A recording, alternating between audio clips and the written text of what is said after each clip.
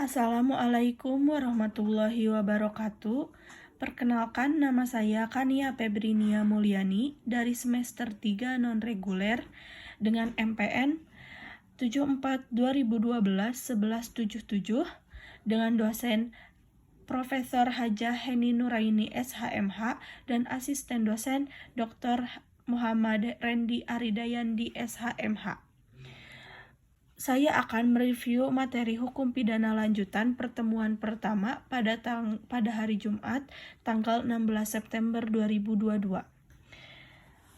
Pasal 35 KUHP membahas mengenai pidana umum ayat 1 mencoba melakukan kejahatan pidana. Pidana tambahan pasal 10 terdiri dari pencabutan hak-hak tertentu, perampasan hak-hak tertentu, dan pemutusan hukuman hakim. Pidana pokok terdiri dari 1. Pidana mati. Pidana mati bahwa dikenakan atau dilakukan eksekusi regu tembak yang biasa melakukan ialah rata-rata anggota BRIMOB. Yang kedua, pidana hukum penjara. Pidana hukum penjara ialah sisi tempat harus lembaga pemasyarakatan dan ada kelasnya. Jatuh sanksi dengan jatuhan hukuman yang di atas 3 tahun. Yang ketiga, ada pidana kurungan, yaitu pidana yang paling ringan. Yang keempat, ada pidana denda, yaitu pengganti untuk tindak pidana tertentu, ialah sanksi non-penal. Yang terakhir, ada pidana tutupan, yaitu sudah tidak lagi digunakan dalam sistem ini. Remisi adalah pengurangan masa tahanan. Pasal 53 KUHP ayat 1 mencoba melakukan kejahatan dipidana jika niat itu untuk itu telah ternyata dari adanya permulaan pelaksanaan dan tidak selesainya pelaksanaan itu bukan semata-mata disebabkan karena kehendaknya sendiri.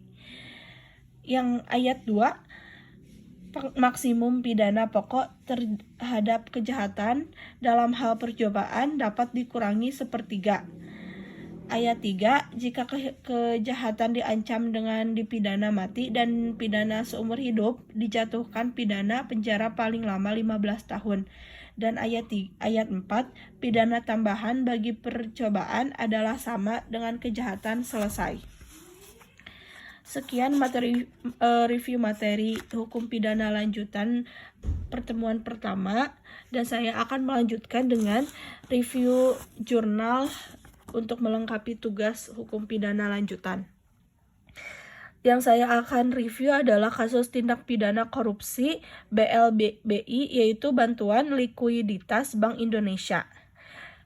Jurnal ini saya review dari website https://katadata.co.id, Intan Nirmala, Ekonopedia _8614 D59CB 7F779 _sejarah strip kasus strip BLBI strip dan strip mega strip skandal strip di belakangnya.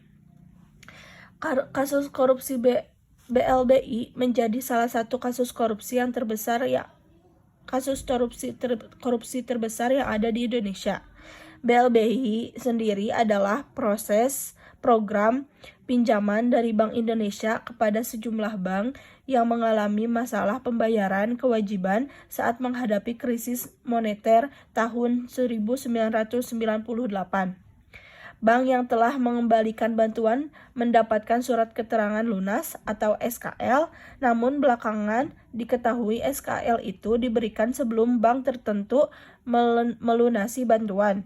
Menurut keterangan dari KPK, kerugian negara akibat kasus mengkorupsi ini mencapai 3,7 triliun.